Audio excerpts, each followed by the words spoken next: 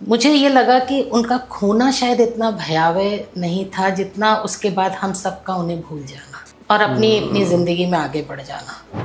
तभी उन्हीं दिनों वो केदारनाथ सिंह जी की कविता पढ़ी थी कि जाना हिंदी की सबसे खौफनाक क्रिया है।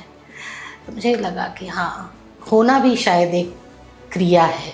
ये कहानी जितना मेरे दिल के पास है उतना शायद कोई और कहानी कभी नहीं हो पाएगी, क्योंकि ये पहली कहानी है जिसने मुझे यकीन दिलाया है कि मैं लिख सकती हूँ। कहानियों की किताबें उस समय हुआ करती थी, जितनी घर में मंगाई जाती थी उतनी पढ़ लेती थी। बाकी पड़ोसियों सबके घर में घुस घुस के चुपचाप से पढ़ती थी, कई बार चोरी भी करी है। फेसबुक ने हमें बहुत बड़ा प्लेटफॉर्म दिया है, खासतौर पे हम रोटी बनाने वाली औरतों। एक नाम लेना चाहूँगी जिसने मुझसे कहानी लिखवाई है और जिसने मुझे कहानी की तरफ मोड़ा है। हालांकि उससे मेरी शिकायत है कि उसने मेरी कविता छुड़वा दी। वो नाम है मनीषा कुलश्रेष्ठ। फास्ट फूड वाला जो माहौल है साहित्य में भी, उन्होंने खट से ये निष्कर्ष निकाल लिया कि गुलजार साहब की कविता है। फिर तो ये वायरल हो गई, व्हाट्सएप पे मुझे लौट लौट के आने लगी कि सुनो गुलजार साहब ने क्या लिखा है। कोई फ्रेम कराकर मेरी कविता उनके पास ले जाए और कहे कि उनके बर्थडे पे गिफ्ट दे कि आपने क्या शानदार कविता लिखी।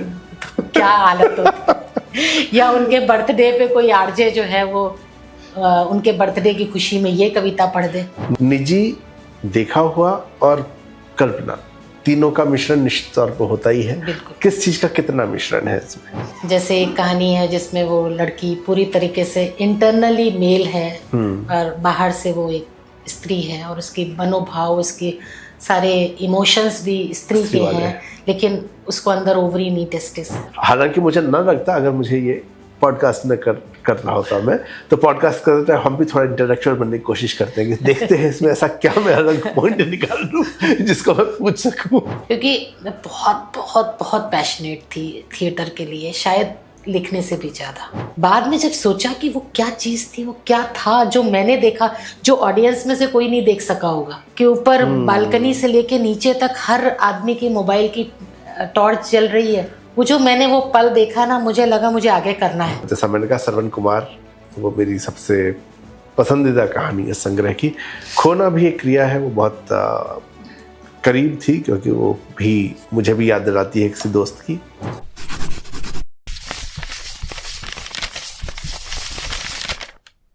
कहानियां क्या होती हैं? मनोरंजन का माध्यम या हमारे अंदर झांकने का एक माध्यम? मुझे लगता है कि काम दोनों ही होते हैं बखूबी, और एक अच्छा लेखक वही है जो बड़ी खूबसूरती से कहानी को बुनते हुए आपको मजबूर कर दे खुद के अंदर झांकने के लिए। नमस्ते, मेरा नाम है नवीन चौधरी और आज दैनिक जागरण के हिंदी हम चैनल के बातें किताबें सेगमेंट में मैं बात करने वाला हूं एक ऐसे कहानी संग्रह की जिसकी हर कहानी रिश्तों की नींव पर बुनी हुई है, और हर कहानी कहीं न कहीं से आपको सोचने पर मजबूर करती है कि रिश्ते ऐसे भी बुने जा सकते हैं, रिश्ते ऐसे भी होते हैं। कहीं अच्छा लगेगा, कहीं पर दुख होगा, इस तरह की इसमें कहानियां हैं। किताब का नाम है खोना भी एक क्रिया है। लेखिका है डॉक्टर ज्योत्सना मिश्र, जो कि स्त्री और प्रसूति रोग विशेषज्ञ हैं। इनकी बहुत सारी कहानियां जो है हंस पत्रिका में, जानकीपुर में, प्रभात खबर में इनमें छप चुकी हैं पहले। एक कविता संग्रह औरतें अजीब होती हैं, ये पहले आ चुका है। जयपुर में कथा कहन होता है, वहाँ पर निरंतर पार्टिसिपेट करती रही। वहाँ से कहानियों का संकलन निकलता है धनक के नाम से, उसमें भी ज्योत्सना जी की कहानियाँ रही हैं। आकाशवाणी से इनकी कविताओं का प्रसारण रहा है, और सबसे महत्वपूर्ण वो है रंगमंच पर कई वर्षों से सक्रिय हैं। मैंने जब इनको पहली बार जाना लेखक के रूप में, बाद में जाना रंगमंच के माध्यम से पहली बार जाना, और पहली बार देखते ही मैं इनका फैन हो गया था। ज्योत्सना जी, बहुत बहुत स्वागत है आपका हमारे चैनल पर। ये जो कहानी संग्रह है, इसका नाम ही अपने आप में बहुत इंटरेस्टिंग है। खोना ही भी एक क्रिया है, इस नाम से कहानी भी है। लेकिन मुझे हमेशा लगता है कि जब कहानी संग्रह होता है तो हर कहानी वो होती है जो लेखक के दिल के करीब है। आप बड़ा उसको चुनते हैं कि वो 10 कहानी, 11 कहानी, 12 कहानी जो भी होगी, वो कुछ ऐसी होगी जो पाठकों को टच करे। अब उसमें एक कहानी को चुनना जिसका नाम की किताब को दिया जाए, ये कैसे होता है? कैसे इस नाम को चुना गया? ये एक मित्र के ऊपर है, मेरे पति के मित्र, जो उनके कॉलेज टाइम के शायद सबसे सबसे प्रिय, सबसे क्लोज फ्रेंड हुआ करते थे। शादी के बाद भी वो हमसे भी मिले, मेरे घर भी आए थे। वो एक दिन अचानक कहीं चले गए, कहीं खो गए, क्या हुआ उनका कुछ पता नहीं चला। तो ये कहानी मतलब बहुत सालों से मेरे दिमाग में चल रही थी, बहुत सालों से बुन रही थी। मुझे ये लगा कि उनका खोना शायद इतना भयावह नहीं था जितना उसके बाद हम सबका उन्हें भूल जाना और अपनी अपनी ज़िंदगी में आगे बढ़ जाना। तो जब ये कहानी किसी तरह पूरी हुई है तो इसका शीर्षक मैंने सोचा मैं क्या रखूं।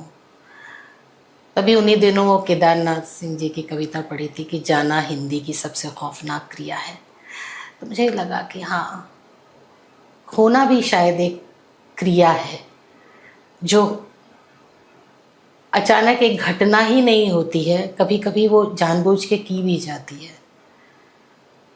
उसी इस रेफरेंस में शायद उस कविता के परिप्रेक्ष्य में और इस कहानी के इस मानसिकता के परिप्रेक्ष्य में नहीं है नाम लिखा। लेकिन इस पूरे जो मैं जानना चाह रहा था कि ये कहानी का नाम ही किताब का नाम भी बना। हाँ। तो वो जो चुनना कि तमाम चीजों के अंदर इसी एक को चुनना, तो क्या ये वही, क्योंकि आप जानती थी उस पात्र को, कनेक्टेड थी उन पात्र से, वो था? क्योंकि और भी कुछ नाम है, बिल्लियां रो रही हैं, प्रेम का तीसरा पहलू, बैंजनी समंदर, ये कुछ नाम ऐसे हैं जो मुझे लगा कि और भी बराबर के अच्छे नाम है। मैं ये नहीं कह रहा कि उसके, तो मैं बस एक राइटर के उस थॉट प्रोसेस को समझना चाहता हूँ कि जब वो सभी अच्छे नाम हैं उसके बीच में से खोना भी एक क्रिया है। मेरी पहली, सबसे पहली छपी हुई कहानी है। अच्छा। सबसे पहले छपी थी हंस में ये कहानी जी। और उसके बाद ये लॉन्ग लिस्ट में भी आई थी। तो मुझे भरोसा दिलाया इस कहानी ने कि मैं लिख सकती हूँ। वाह। तो शायद इसलिए ये कहानी मेरे दिल के सबसे करीब है। हालांकि बैजनी समंदर बाद में नामांकित हुई हंस कथा सम्मान के लिए, लेकिन उसके बावजूद ये कहानी जितना मेरे दिल के पास है उतना शायद कोई और कहानी कभी नहीं हो पाएगी, क्योंकि ये पहली कहानी है जो जिसने मुझे यकीन दिलाया है कि मैं लिख सकती हूँ। वाह, कितना सुंदर। अच्छा, एक राइटिंग, आप कानपुर से हैं जी, और डॉक्टर है बाय प्रोफेशन, तो ये राइटिंग वाला जो है कहाँ से आया? मतलब क्या, एक दो चीज़ें जानना चाहूँगा। तो फैमिली बैकग्राउंड क्या रहा उस प्रोफेशन में आए, और उसके बाद कि कहानियाँ लिखना कैसे शुरू हुआ, कब से शुरू हुआ, कहानी, कविता, जो पूरा ये राइटिंग का प्रोसेस है? जी। नहीं, बचपन से ही मेरे परिवार में जो माहौल था ना, हमारे घर में कभी भी अड़ोसी पड़ोसी पर, सब्जियों के दामों पर, या किसी भी ऐसी चीज़ पे जो बहुत महत्वपूर्ण है, मैं उनको घटा के नहीं कहना चाहती, बहुत सारे टॉपिक होते हैं घरों में बात करने की, बुआ ताई की बुराइयों पर, इन सब पे कभी बात नहीं होती थी। हमेशा कविता पर, साहित्य पे बात होती थी। मेरे पिता कभी लिखते नहीं थे, लेकिन बहुत अच्छे साहित्य मर्मज्ञ थे। हमारे कानपुर में जो भी साहित्यिक उत्सव होते थे, कवि सम्मेलन होते थे, तो हम लोग रात रात भर चलते थे। वहाँ एक जगह है मोती झील, वहाँ पे कवि सम्मेलन होते थे। आदरणीय नीरज जी आते थे उसमें ज़्यादातर, तो हम लोग रात भर सुनते थे और सुबह सुबह भोर में हम वहाँ से पैदल अपने घर की तरफ आते थे। तो जो वो माहौल है कहीं ना कहीं इम्बाइब किया है मैंने। किताबें पढ़ने का बहुत शौक़ था। धर्मयोग हिंदुस्तान आता था उस समय, साप्ताहिक हिंदुस्तान, बहुत सारी अच्छी कहानियों की किताबें उस समय हुआ करती थी। जितनी घर में मंगाई जाती थी उतनी पढ़ लेती थी। बाकी पड़ोसियों सबके घर में घुस घुस के चुपचाप से पढ़ती थी। कई बारी चोरी भी करी है। वो रद्दी की दुकानों पे ढूंढती थी कि उनकी किताबें हो, तो उनसे औने पौने दामों पे खरीद लिया। तो वो कहीं था। पर हाँ, उसके बाद मेडिकल कॉलेज में आने के बाद और पारिवारिक जीवन में आने के बाद और अपनी आर्थिक जिम्मेदारियों को निभाते हुए थोड़ा पीछे छूट गया था। मगर जब से ये फेसबुक आया है, मैं पूरे ऑनेस्टी से एडमिट करूँगी कि इस फेसबुक ने हमें बहुत बड़ा प्लेटफॉर्म दिया है। ख़ासतौर पे हम रोटी बनाने वाली औरतों, बहुत बड़ा प्लेटफॉर्म दिया है उसने। हमारे हाथ में ये मोबाइल का जो माध्यम थमाया है, तो इसमें मैंने लिखना शुरू किया। कविताओं से शुरू किया था। कविता एक वायरल हो गई, औरतें अजीब होती हैं, शायद आपने सुना हो जी। तो उसके बाद फिर वो वायरल हुई, फिर और कविताएं लिखने लगी। वहाँ पर इमीडिएटली हमको वैलिडेशन मिल जाता है, फ़ौरन लाइक्स और कमेंट्स आ जाते हैं, तो हमको लगता है कि हाँ हम और लिखें।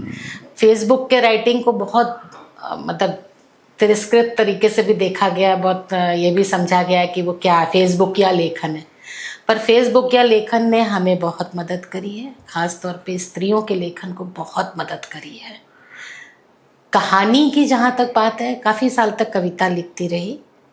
कहानी की जहाँ तक बात है, मैं पूरी ऑनेस्टली एक नाम लेना चाहूँगी जिसने मुझसे कहानी लिखवाई है और जिसने मुझे कहानी की तरफ मोड़ा है। हालांकि उससे मेरी शिकायत है कि उसने मेरी कविता छुड़वा दी।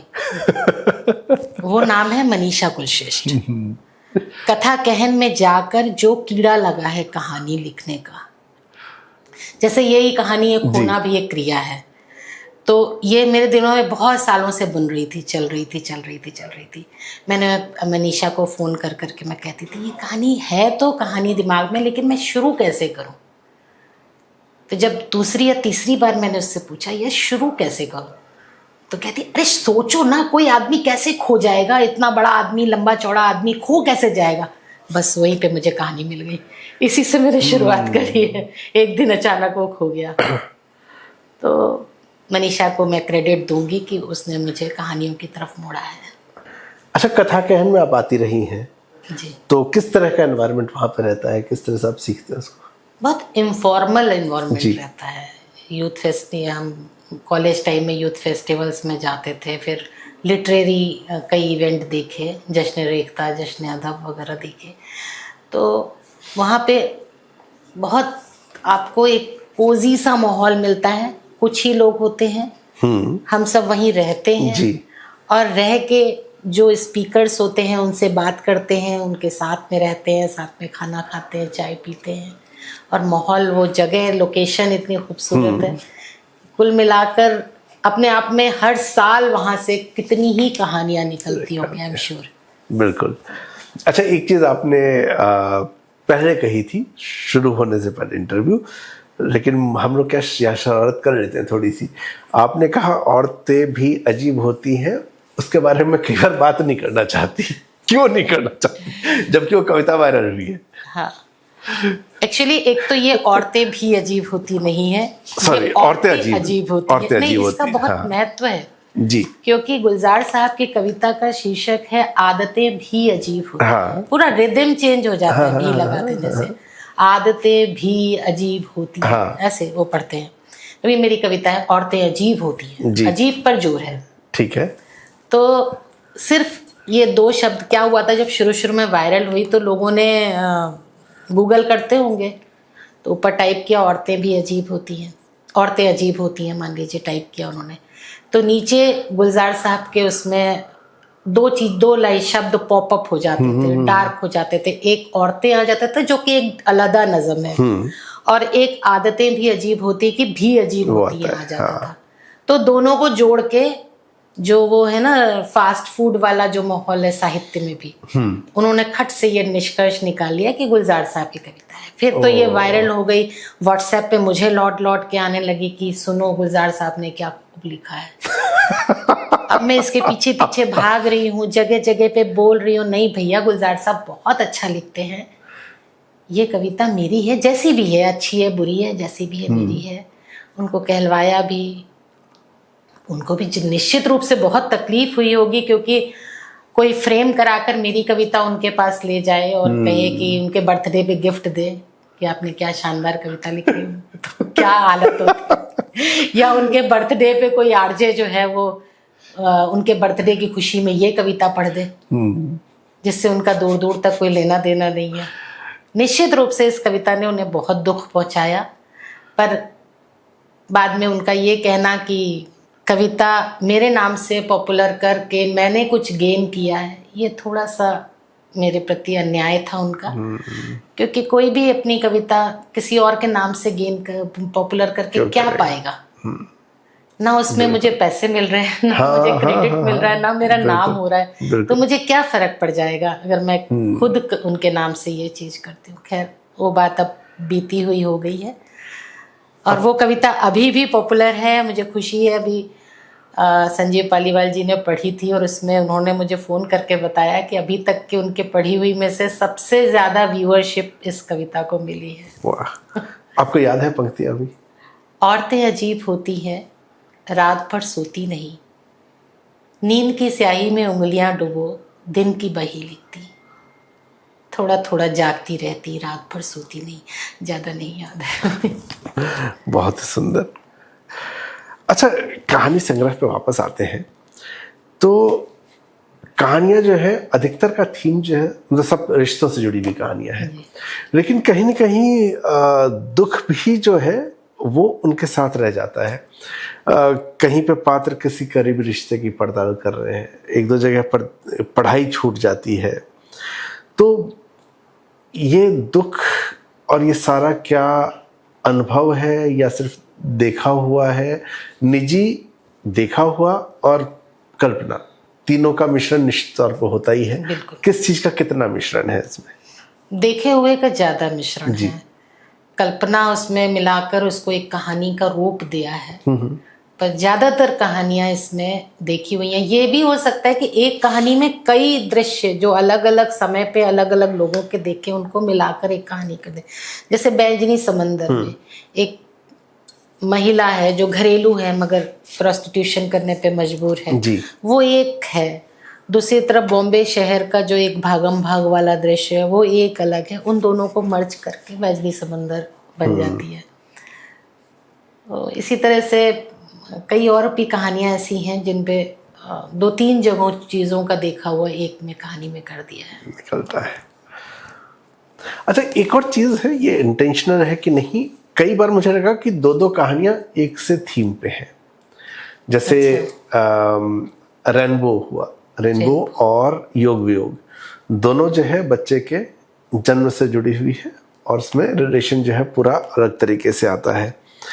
ऐसे ही पढ़ाई छूटने की भी दो कहानियों में मुझे वो नज़र आता है। भाइयों के रिश्ते भी, तो ये इंटेंशनल था कि हाँ दो दो कहानी एक से थीम के होंगी, या बस हो गया ये ऐसा? नहीं, ये इंटेंशनल नहीं था। हाँ। ये हो गया। मेडिकल बेस बैकग्राउंड वाली कहानियों में तो मैं कह सकती हूँ कि हाँ, वो मेरा चूँकि गायनकोलॉजिस्ट हूँ तो कुछ कहानियाँ तो मुझे ईश्वर अपने आप मेरी ओपीडी में भेज देता है। जैसे एक कहानी है जिसमें वो लड़की पूरी तरीके से इंटरनली मेल है और बाहर से वो एक स्त्री है और उसकी मनोभाव, उसके सारे इमोशंस भी स्त्री के हैं, लेकिन उसको अंदर ओवरी नी टेस्टिस है। तो ये कहानी एक्चुअली मेरे ओपीडी में चल कर आई थी तो वहाँ पे मिली। इसी तरह से रेनबो कहानी का जो पात्र हैं वो सब मेरे देखे हुए पात्र हैं। हाँ, उनके अंत में या उनकी उसमें थोड़ा बहुत उसको कहानी के रूप में ढाल दिया है। तो इंटेंशनली नहीं है, लेकिन अगर ये चीज़ मेरी इसको मोनोटोनस बनाती है तो नहीं, मोनोटोनस बिल्कुल नहीं है, वो पढ़ने में मज़ेदार है। और मैं अक्सर में जो थीम की मैं बात कर रहा हूँ वो थीम एक है, लेकिन उदाहरण के तौर पे इन दोनों की हम बात करें, योग वियोग और रेनबो की, दोनों ही जो है वो अगली पीढ़ी को जन्माने की पूरी कहानी है। उसके जिस तरह से रिश्ता वो मैं खोलूंगा नहीं, क्योंकि उसके तो आपको किताब पढ़नी पड़ेगी। तो लोग चला के वो सोच रहे थे कहानी यहीं पता लग जाए, तो हम नहीं बताएंगे। लेकिन दोनों का एनवायरनमेंट अलग है, दोनों का ट्रीटमेंट अलग है, तो इसलिए वो मोनोटोनस तो कतई नहीं है। लेकिन मुझे लगा कि शायद हो सकता है कि आपने ऐसा सोचा हो कि एक ही चीज़ के दो तीन अलग अलग तरीके के नज़रिए अलग अलग परिवेश में हो सकते हैं। तो इस पढ़ते हुए मुझे एक बार लगा, हालांकि मुझे ना लगता अगर मुझे ये पॉडकास्ट में कर रहा होता मैं, तो पॉडकास्ट करते हम भी थोड़ा इंटेलेक्चुअल बनने की कोशिश करते हैं कि देखते हैं इसमें ऐसा क्या मैं अलग पॉइंट निकाल लूँ जिसको मैं पूछ सकूँ। तो प्रोफेशन का एक तो आपने बताया कि इसमें योगदान है, कुछ और ऐसा लिख रही जो प्रोफेशन से बाहर का हो, या प्रोफेशन से जुड़ी चीज़ें और आएंगी आगे? हाँ, मेरी जो अगली किताब आ रही है वो पूरी तरह से मेरे प्रोफेशन के बाहर है, शायद मेरी औकात के बाहर है। मैं वो अटेम्प्ट कर रही हूँ। मैं एक कथेतर लिख रही हूँ अहोम किंगडम पर। अहोम साम्राज्य जो कि 610 साल लंबा साम्राज्य था नॉर्थ ईस्ट का, आसाम का, जो 12 साल की यात्रा करके उसका संस्थापक राजा मोंगमाओ से आया था, जो उस जमाने में थोड़ा सा चीन, थोड़ा सा वियतनाम, थोड़ा सा बर्मा, से मिल के जगह थी, वहाँ से वो प्रिंस चल के आया था और उसने यहाँ पर 600 साल के करीब शासन किया उसके वंशजों ने। और मुझे बड़ा अफसोस हुआ जब मुझे पता चला कि हम उसके बारे में कुछ भी नहीं जानते, तकरीबन कुछ नहीं जानते। हम मध्य भारत के लोग उस साम्राज्य के बारे में कुछ भी नहीं जानते, जबकि वो मुगल साम्राज्य से या किसी भी और साम्राज्य से ज़्यादा लंबा साम्राज्य था, ज़्यादा महान साम्राज्य था और ज़्यादा भारतीय साम्राज्य था। क्योंकि वो लोग यहाँ आने के बाद उन्होंने हम में वो घुल गए, हम में ढले हैं, ना कि हमें अपने तरह बनाने की कोशिश करी है। आज भी हम वो समस्या बाकी है कि हम बैक बोल के आराम से बोल देते हैं नॉर्थ ईस्ट वालों को कि चीनी है या बाहर से आए हैं।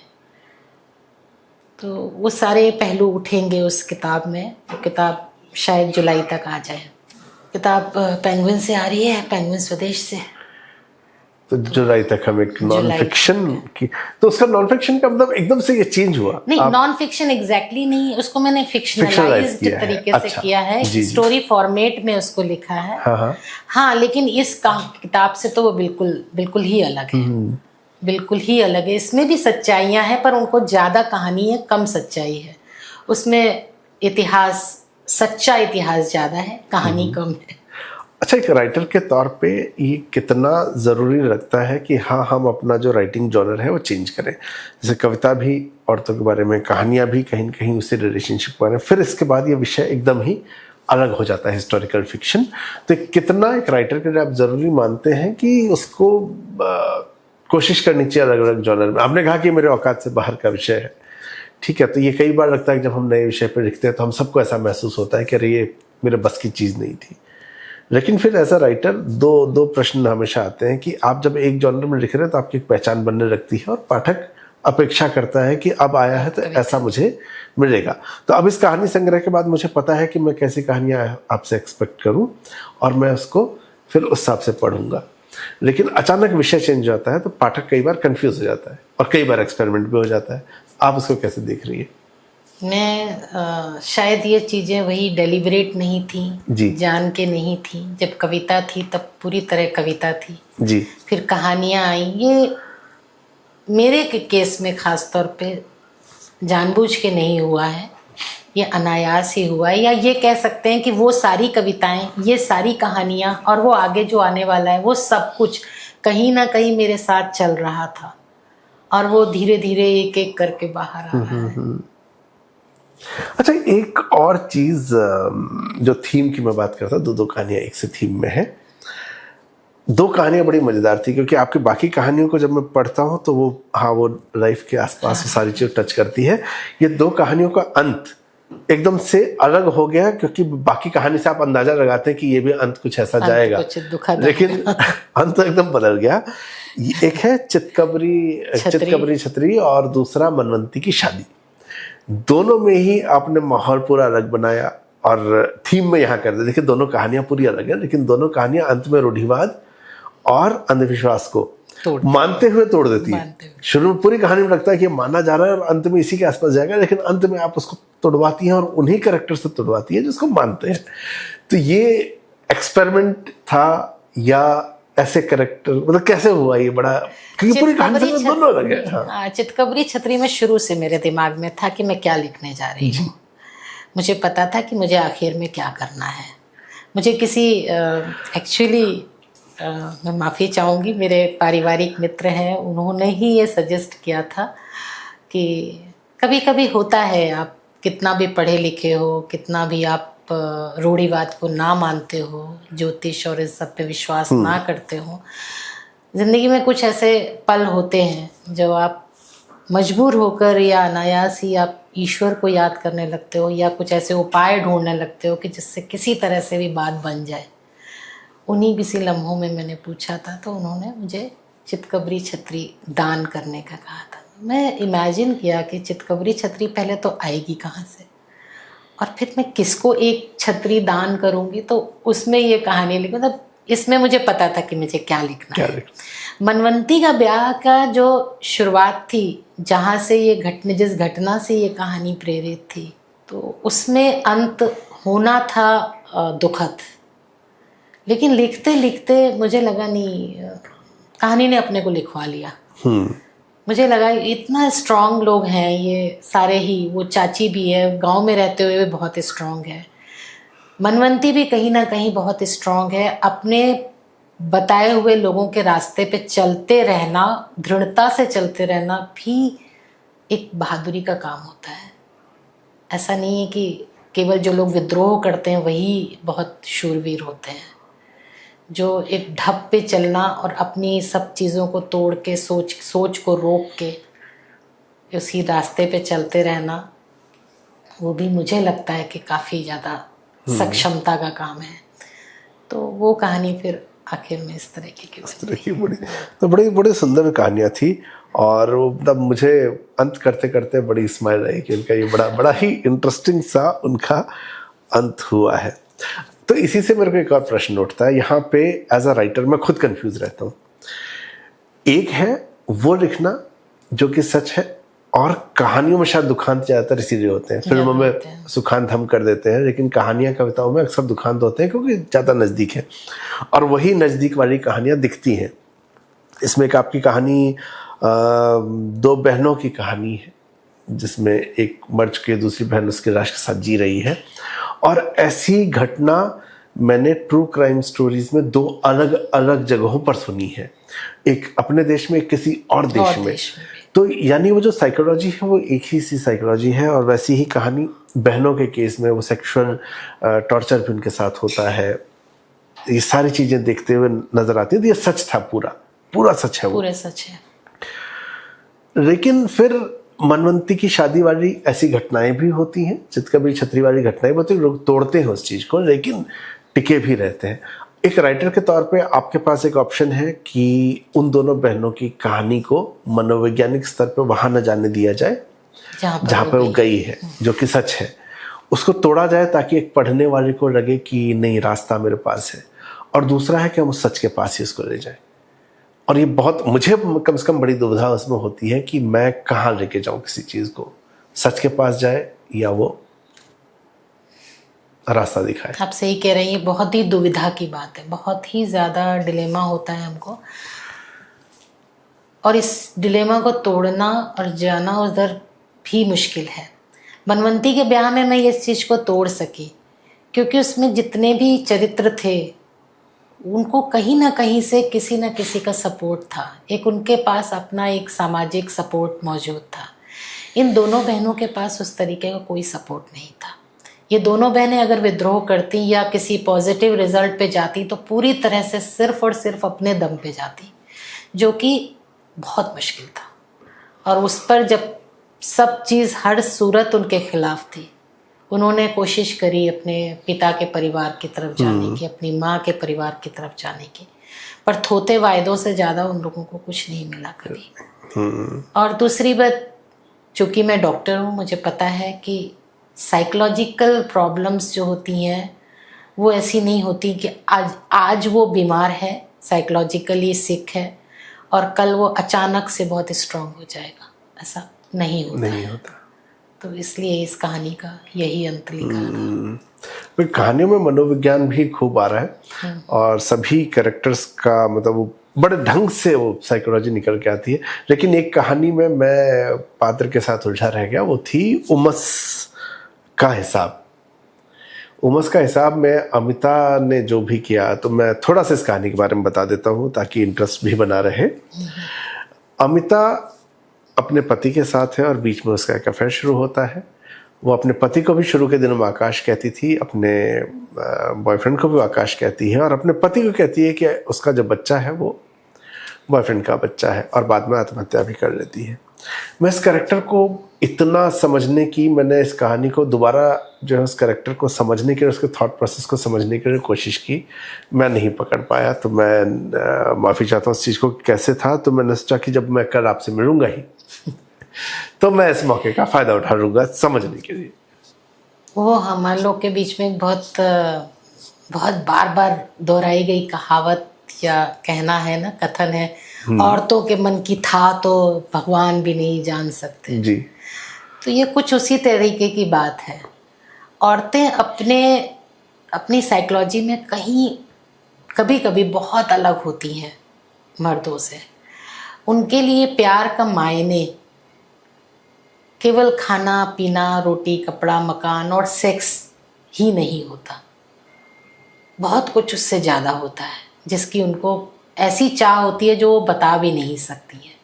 वही लड़की वही ढूंढती रही, लास्ट में वो नौकरानी कहती है, वो जो बाहर बैठी हाउसमेट्स है वो डिस्कस करती हैं कि यार ये सब कुछ नहीं, वो सब क्वेश्चन कर रहे हैं कि आखिर वो क्यों मर गई, ऐसी मरने की क्या ज़रूरत थी, सुसाइड की क्या ज़रूरत थी। तो वो कहती है आखिर में कि बात ये है कि बहू जी मोहब्बती बहुत थी, इसीलिए मर गई। तो ये जो मोहब्बती थी, ये जो मोहब्बत उसके मन में प्रेम का अथाह सागर था, जो वो किसी को देना चाहती थी, किसी से पाना चाहती थी, कहीं ना कहीं उसकी ज़िंदगी में वो लैक कर गया। बच्चा तो केवल एक सिंबल है उसकी इस पीड़ा को, जो वो खुद नहीं समझ पा रही है कि उसे एक्चुअली चाहिए क्या। उसको लग रहा है कि शायद इस बच्चे के इस प्रॉब्लम की वजह से मुझे वो चीज़ नहीं मिल पा रही है, शायद वो अगर मिल जाएगा या जो मुझे दे देगा वही मुझे प्यार करता है। तो उस तरीके के मैंने उसी समय उन्हीं दिनों एक आत्महत्या के बारे में सुना था, जिसमें पति पत्नी बिल्कुल खुश थे, बच्चा था उनका, सब कुछ बहुत अच्छा था, जो अपेरेंटली लोगों को लगता था, बाहर से लोगों को लगता था। मुझे भी यही उलझन लगी कि आखिर उसने क्यों सुसाइड किया होगा। उस लड़की ने अचानक सुसाइड कर लिया था। फेसबुक में बहुत दिनों तक चर्चे हुए थे उस बात के, तो उसी से ये कहानी निकली। अच्छा, एक चीज और ये पुरुष होने के नाते मैं पूछना चाहता हूँ, इस कहानी में स्त्रियों का प्रेम में छला जाना, प्रेम में पड़ना, प्रेम का दुख, सारी चीजें आ रही हैं, लेकिन प्रेम में पुरुष भी तो समर्पण करता है, मतलब कम होता है। एक कहानी जो है प्रेम का तीसरा पहलू, उसके अंदर जहाँ वो लड़की जिसकी आपने बात की है वो नजर आता है, लेकिन वहाँ भी पुरुष का प्रेम नजर आता है, ये जानते हुए कि उसकी पत्नी जो है शारीरिक रूप से भीतर से पुरुष है, इसके बावजूद वो तो उसके साथ है, लेकिन कहानी का थीम जो है उसमें त्याग करने के लिए वो लड़की ही तैयार हो रही है। तो मैरी कॉम का भी रिसेंट एग्जाम्पल है जो वापस चर्चा में है, उनके पति ने भी काफी कुछ किया, तो हम पुरुषों के साथ ऐसा अत्याचार क्यों? मुझे नहीं लगता कि इस कहानी में खास तौर पे पुरुषों के साथ कोई ज़्यादा अत्याचार हो रहा है, क्योंकि लड़के को जब तक पता नहीं था तब तक तो ठीक था। जब उसको पता चलता है और पूरी तरह जान लेता है, उसके बावजूद वो उसका ऑपरेशन कराने को भी इसीलिए तैयार है कि इसकी जान को कोई खतरा ना हो जाए। फाइनेंशियली वो बहुत सिक्योर्ड नहीं है, ये भी पता है उसको कि बच्चा नहीं होगा। मुझे तो लगता है कि इसमें पुरुष की भावनाओं का पूरा सम्मान किया गया है। दूसरा पुरुष परक मेरी वो कवि कहानी है, पुरुष की भावनाओं को देखते हुए, जो सरवन कुमार, वो मेरी सबसे पसंदीदा कहानी इसमें रही इस पूरे संग्रह में, क्योंकि घर में उसमें दो तीन चीजें अलग अलग नजर आती है। एक तो घर में छोटा बेटा और बड़ों की जिम्मेदारी में छोटा अक्सर जिसको लाडला माना जाता है वो कहाँ चला जाता है, और माँ बाप की जिम्मेदारी को निभाते हुए संभव तो बहुत ही मतलब खूबसूरत था। वो इतने सारे एस्पेक्ट थे उसके कि मुझे तो मज़ा ही आ गया उसको पढ़ते हुए। अच्छा, एक दूसरा रूप जो आपका है रंगमंच का, मैंने तो आपको पहली बार जब जाना तो मैंने आपको एक्ट करते ही देखा। कब से जुड़े रंगमंच से? शादी के पहले तो बहुत किया है, अच्छे डायरेक्टर्स के साथ में। कानपुर में थी, मैंने MBBS कानपुर से किया था। MBBS के बाद शादी हो गई थी, तो दो चीज़ें अनफॉर्चुनेटली जो मेरी ज़िंदगी की सबसे खूबसूरत चीज़ें हैं वो मेरे इस रंगमंच के आड़े आती रही। एक मेडिकल कॉलेज में जाना और दूसरी शादी।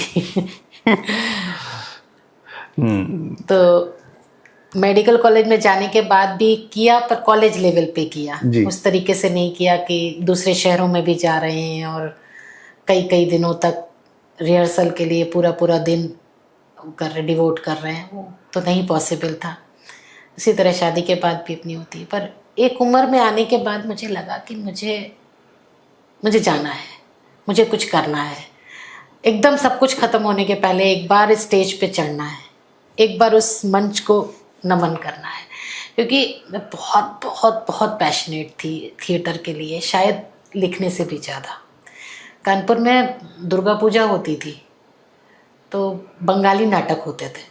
बहुत छोटी थी, स्कूल से आती थी, तो बंगाली नाटक में मुझे बिल्कुल भी बंगाली समझ में नहीं आती थी, बिल्कुल भी नहीं आती थी। फिर भी स्कूल से आकर पहले तो 1 घंटा 2 घंटा वेट करना कि नाटक शुरू हो, उसके बाद वो रेलिंग पे लटक कर भीड़ में देखना नाटक, और पूरा नाटक देखना, और कुछ भी समझ में ना आने के बावजूद बेतरह भावुक हो जाना, इतना कि आंसुओं से रोती थी मैं। मुझे सिर्फ वो हाव भाव, वो जो प्रेजेंटेशन होता है, वो लाइटों का जलना बुझना, वो पर्दे का गिरना उठना, वो सब चीज़ें मुझे किसी दूसरी दुनिया में पहुंचा देता था। बहुत दिन उससे अलग रही, बहुत साल, दिन क्या सालों अलग रही, दशकों अलग रही। बिल्कुल। उसके बाद मुझे लगा कि मैं कुछ करती हूँ। तो कानपुर में हमारे मित्र हैं राजेश अरोड़ा जी, उन्होंने कहा कि चलो अच्छा तुमको कुछ करवाते हैं। तो हमने कहानी के रंगमंच से ही शुरू करी, और अभी भी मैंने जितने भी परफॉर्मेंस किए कहानी के रंगमंच किए, किसी कहानी को उस तरह से करना, क्योंकि फुल फ्लेज नाटक के लिए मुझे पूरा रिहर्सल देना पड़ेगा और पूरी तरह जाना पड़ेगा, वहाँ पर रुकना पड़ेगा, बहुत टाइम लेता है पूरा तरीके से जो नाटक। दूसरा, मेरी बेटी ने मुझे बहुत किया। बेटी मेरी बहुत अच्छी रंगमंच अदाकारा है, और वो काफ़ी अच्छे बड़े M.K. रैना टाइप लोगों के साथ में काम कर चुकी है। तो और अभी भी वो इसी टाइप से लाइन में वीडियो फिल्में बनाती है, एडवर्टाइजिंग फिल्में बनाती है। उसने मुझे सबसे पहले, मैं बहुत जब शादी होकर दिल्ली आई थी तो मुझे बड़े खुशी होती थी कि चलो मंडी हाउस, श्री राम सेंटर, ये सारी जगहों पे जाऊंगी मैं। इनके नाम सुने थे जो मुझे दूसरी दुनिया के जैसे, दूसरे प्लेनेट के जैसे दिखते थे, जैसे चांद पे जाना लगता है ना, वैसे लगता था कि मंडी हाउस जाऊंगी मैं, NSD देखूंगी कैसा होता है। तो लेकिन शादी होके हम रुके थे इधर वेस्ट दिल्ली में, तमाम तरीके की जिम्मेदारियां, और दिल्ली में मेट्रो वगैरह चलती नहीं थी, तो आना जाना बहुत मुश्किल था। और शादी के फौरन ही बाद काम भी करना शुरू कर दिया था, तो नहीं गई मैं। शादी के बाद भी मैंने मंडी हाउस देखा है जब मेरी बेटी ग्रेजुएशन कर रही थी। वो मुझे लेके गई है, नाटक दिखाए हैं, फिर से नाटक देखना शुरू किया, तो बहुत खुश थी मैं, चलो नाटक देखना तो शुरू हुआ मेरा। फिर एक दिन अचानक वेव आया कि नहीं करना है, तो कानपुर में करा। मुझे लगा चलो अपने खुशी के लिए कर रही हूँ, ठीक है। वो किया था धूप का एक टुकड़ा, निर्मल वर्मा जी की कहानी है, उसका मंच की मंचन किया था। जो मुझे कानपुर में रिस्पॉन्स मिला, कानपुर बहुत माना नहीं जाता, आमतौर पे लोग समझते हैं कि थिएटर के लिए कोई बहुत अच्छी जगह नहीं है, ठीक है, पर इतने लोग आए वहाँ पर। एक तो पूरा हॉल खचाखच भरा हुआ, जो बीच में सीढ़ियाँ हैं उसमें भी सब भरे हुए, पूरा ऊपर से नीचे तक पैक हॉल, और इसमें बीच में लाइट चली गई एक बार को।